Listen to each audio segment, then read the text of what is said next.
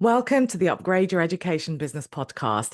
I'm your host, Samantha, and today we are specifically looking at marketing strategies that are proven to work for education business owners. Our niche is a little bit different, and I'll talk a little bit more about that in the episode. But today is going to be actionable. So grab a pen and paper or wherever you take your notes, and let's dive in. Welcome to the Upgrade Your Education Business podcast. I'm your host, Samantha, and I'm so pleased you're here. As an education business owner myself and a former teacher, I understand the nuances that only apply to us. So in this podcast, I share fluff-free, tailored and actionable ideas that you can mould to suit your needs. If you'd like to take this conversation further, please do reach out. I would love to meet you. And finally, it would mean the world to me if you could leave a review. That way, you'll be helping me help more people. Thank you for tuning in. Enjoy. So the tips I'm going to talk about today aren't just for education business owners. They're also specifically for people who offer services, because it's a little different from retail or promoting products. In our industry, it's not just about selling a service either. It's about really building trust and credibility and relationships, because we are asking people to trust us with their children. So those relationships are really important. Also, when you are working with parents or when you're promoting to parents, they are the decision makers, but they're not the people who we're actually working with. And that's quite a unique position to be in. Most businesses sell to people who are going to use their service or their product. We aren't quite in that situation, or at least most of us aren't. So, unlike selling a product, this isn't a case where someone makes a really quick purchase and then that's it, they're done. Education services usually involve an ongoing commitment, an ongoing relationship, whether it's weekly tutoring sessions, running a course, a consulting service. People are actually investing their time as well as their money. And they need to feel really confident that they're choosing the right person who will help them achieve their goals. And that's why traditional marketing strategies often, it's not that they don't work for us, but they really need to be molded to work for us.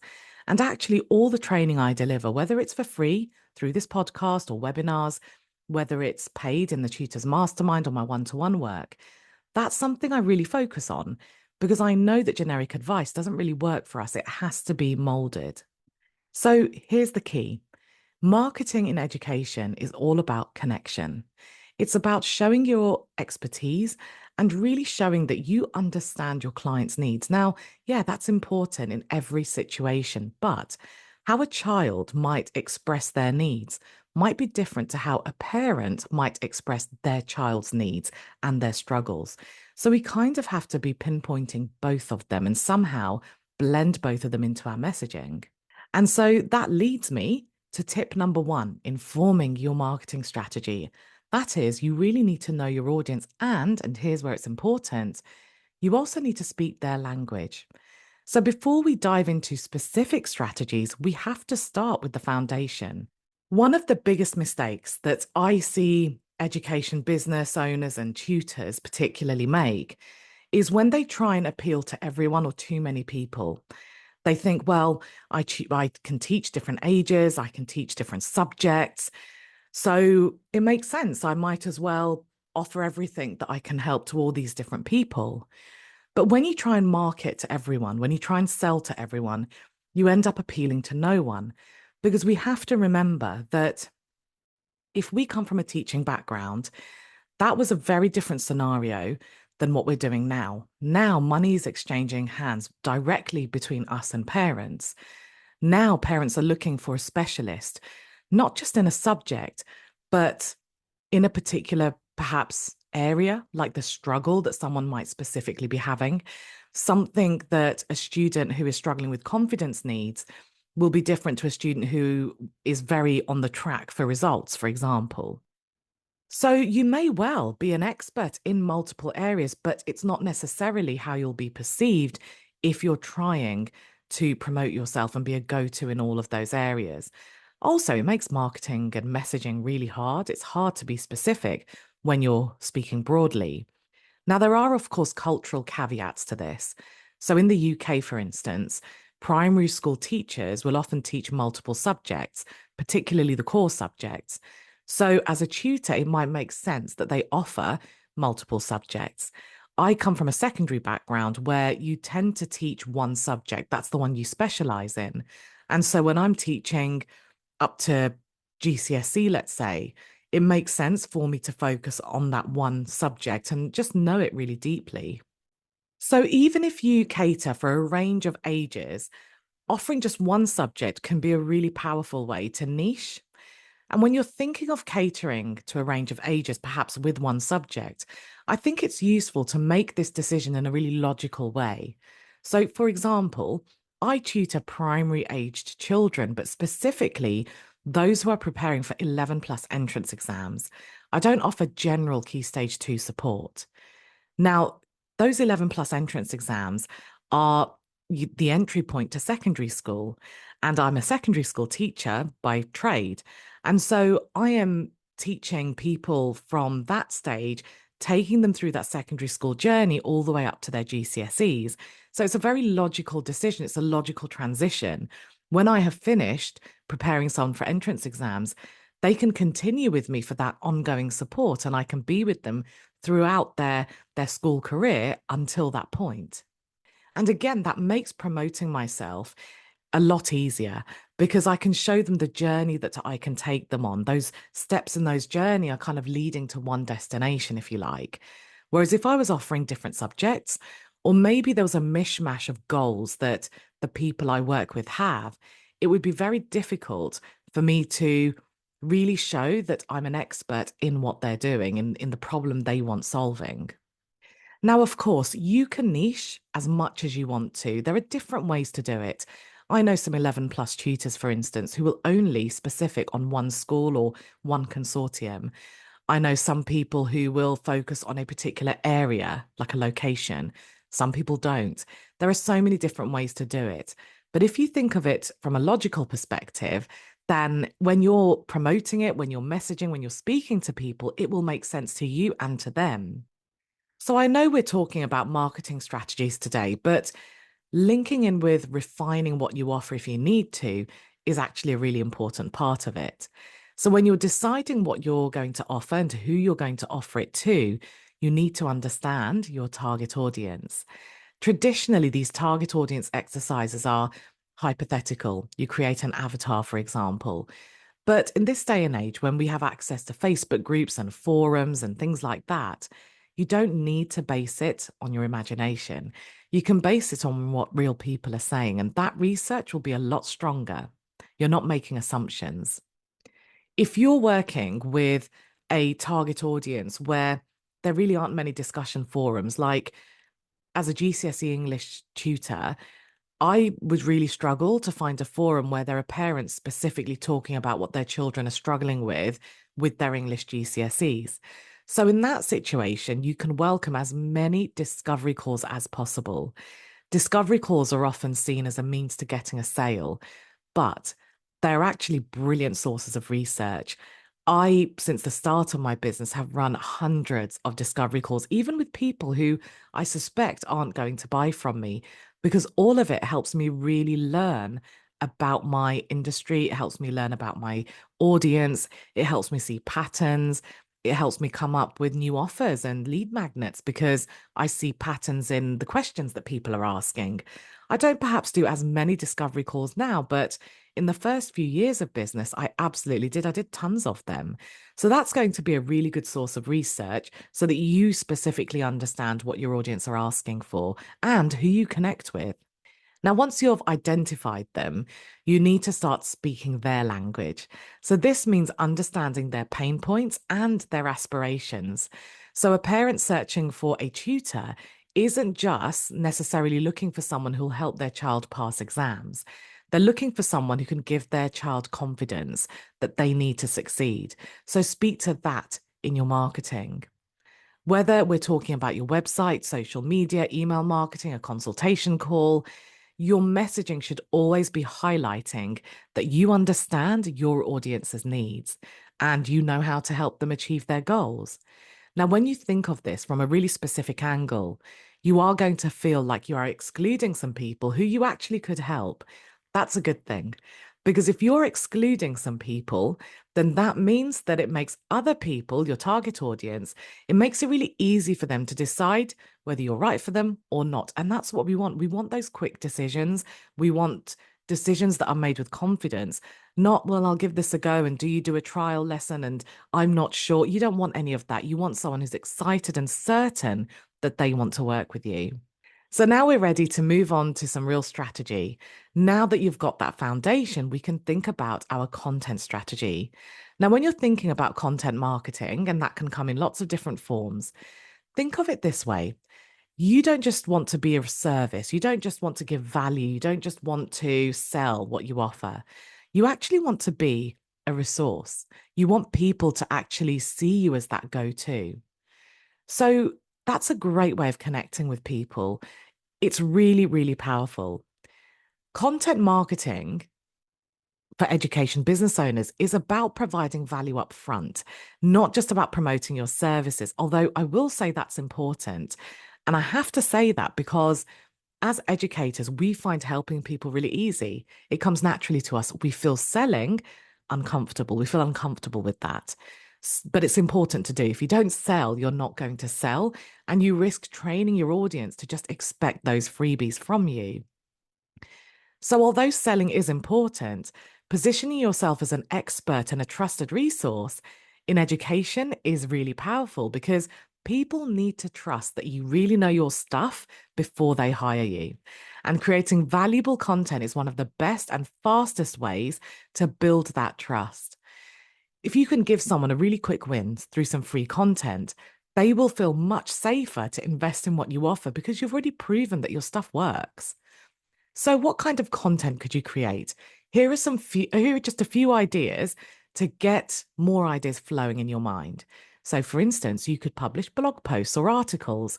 You could write about topics that your audience is actually searching for. And there are lots of online tools that helps you discover what people are searching for. For instance, you might have something saying how to help your child with GCSE revision or 5 common mistakes students make in maths exams and how to avoid them. You could record videos. That's another form of content. And if you're comfortable on camera, you could create short educational videos, maybe a quick tutorial on a difficult concept, tips for parents on how to create a good learning environment. Remember what I said at the beginning? We are having to connect with parents who are the decision makers, but not our students. They're not actually the people we're going to be working with. So we want to blend both of those elements in. We want to speak to both of those target audiences, so to speak. Another form of content could be free guides and worksheets. Often that's in exchange for an email address. And if you're in the Tutors Mastermind, you'll know that in October, we talked specifically about making sales through email marketing. And if you want to join, you will get instant access to that. So in that situation, you might create something like a guide to acing your SATs, a top 10 writing exercises for children, that kind of thing. Podcasts, webinars, these are all great forms of content as well. And the thing that's really nice about them is that people actually get a closer experience of what it might be like to work with you. And here you can share your expertise through interviews, tips, or even live Q&A sessions with your audience. And of course, we have social media content where actually you can use a variety of all the methods that I've talked about. You can get really creative. Now, all of this content does two things. Firstly, it helps your audience build trust with you. And secondly, it positions you as a go-to, as an expert in your niche. When parents or students see that you're not just trying to sell them something, but you genuinely want to help, they are much more likely to become clients. The whole myth that people hate being sold to is just that. It's a myth. If that were true, then no one would ever sell anything. No one would ever buy anything. People don't mind being sold to as long as they're confident that that person actually cares about solving the problem that they have. They're not just seeing them as another transaction, as another sale. So my next strategy is to think about how you can leverage social proof, things like testimonials, reviews, and case studies. Again, it's so powerful to do this. And I remember when I was promoting my tutoring business more, I remember that every time I published a testimonial on my Facebook page, that day I would get at least 2 inquiries. For some reason, that really connected with my audience.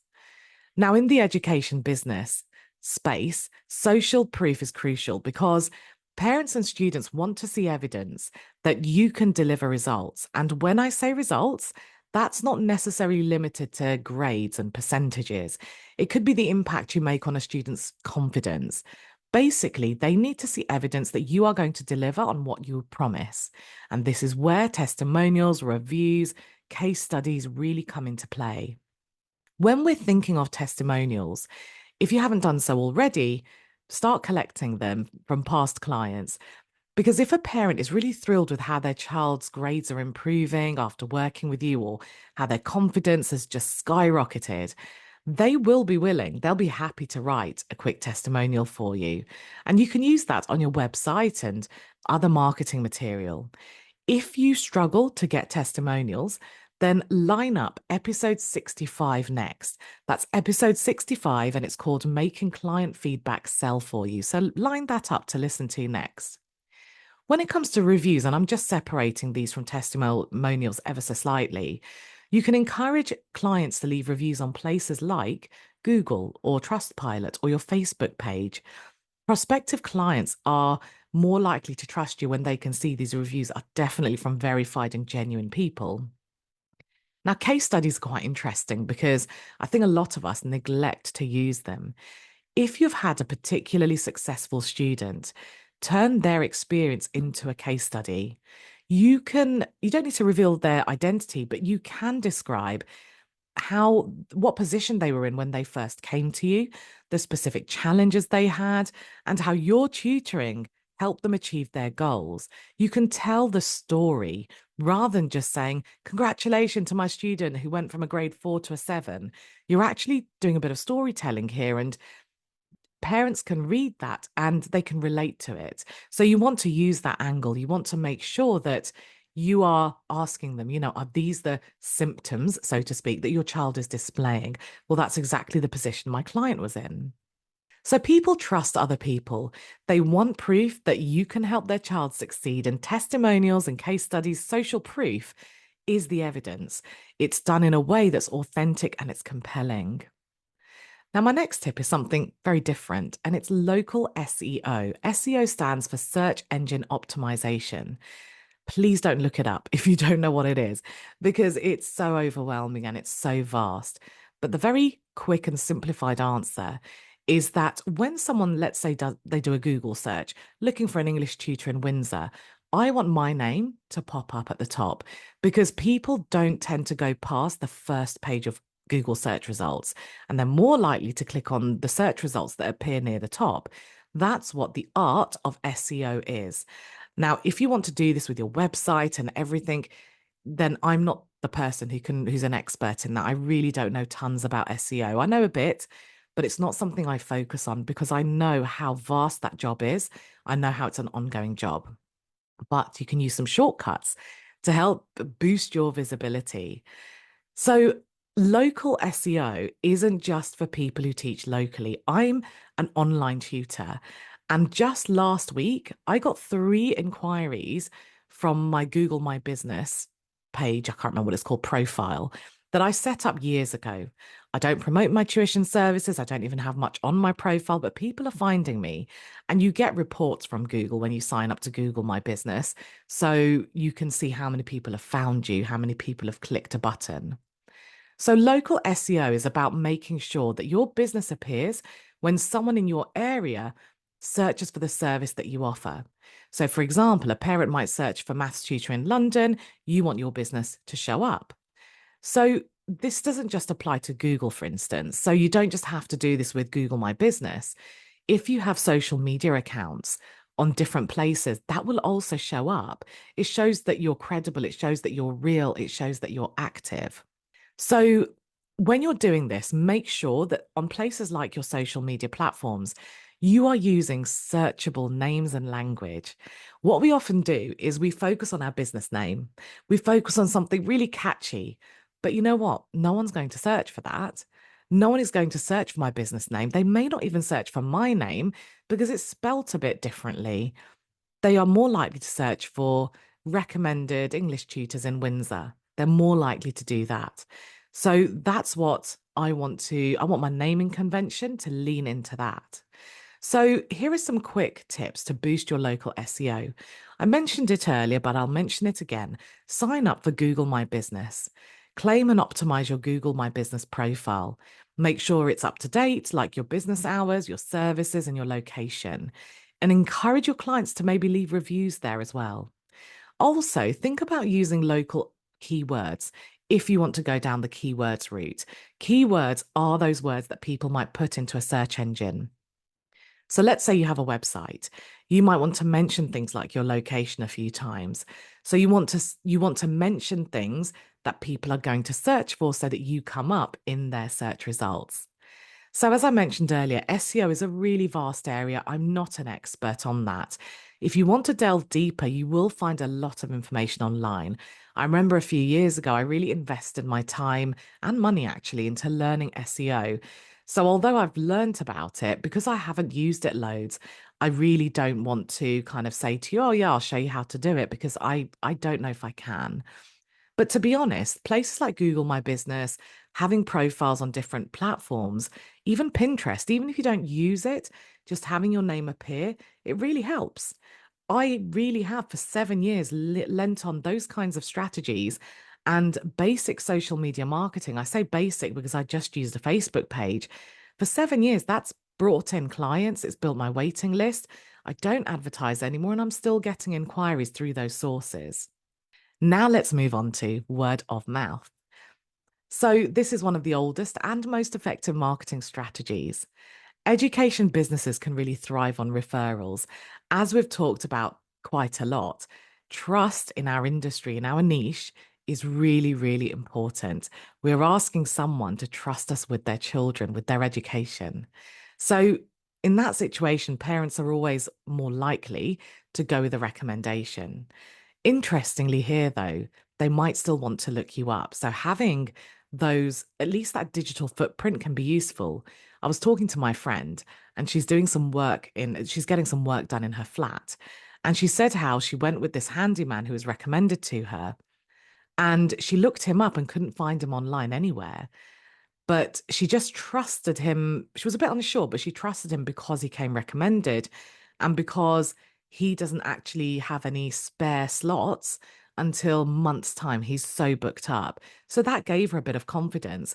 But I found it really interesting. I found our conversation interesting because even though this guy doesn't need to advertise, his business just runs on word of mouth. There are some people, especially nowadays, when anyone can be anyone, there are some people who just feel more comfortable if they can look for you online and find you. So, also something to bear in mind with word of mouth is that I don't necessarily think it's the most reliable strategy because it's difficult to kind of control. It's not really in your power. You can do things to encourage it, as I'll talk about. But unlike marketing, unlike doing launch strategies, unlike things that you can really plan and almost predict what the outcome's going to be, you kind of can't with word of mouth. You are dependent on other people. But it's still a really great source of getting referrals and getting sales. So when you're thinking about word of mouth, you want to make it very easy for your current clients to recommend you. And one way to do that could be creating some kind of referral scheme, some kind of incentive. Here's a traditional way of setting this up. You offer an incentive to your existing clients if someone they refer signs up with you. It could be a discount on their next session, a free resource, a small gift. The point is, you're encouraging your current clients who already love what you do to spread the word. And I must say, please don't be afraid to just ask for referrals. Every now and again, when I'm speaking to a parent, I will say something like, well, I don't now, but before I did, I would say things like, oh, and by the way, if you know anyone, please do, pass them my name. And I remember this one client one day saying, do you know what? I'm glad you said that because my neighbor my neighbour was asking about an English tutor and I didn't want to share your name because I wasn't sure if you had space. So sometimes you just need to remind people and they'll do it. Don't be afraid of asking for referrals. Parents are generally really happy to do this. Sometimes it depends on your position. So let's say in the 11 plus market, it's very competitive. And sometimes parents won't want to share who they're using because, with another parent, because that child might be kind of in competition with their parent, with their child. But after the tuition is finished, then they're happy to recommend you. They've got nothing to lose, so to speak. I mean, I don't think they had anything to lose in the first place, but that's not the point. You will find sometimes parents are reluctant. If that's the case, that's absolutely fine. Just have that conversation with them or incentivize them after they've finished working with you. So there you have it. You have a few marketing strategies that really work for education business owners. I haven't covered all of them because, oh God, there are just so many. But also, how you form a really robust strategy depends on your business. And I can't teach you that through a podcast.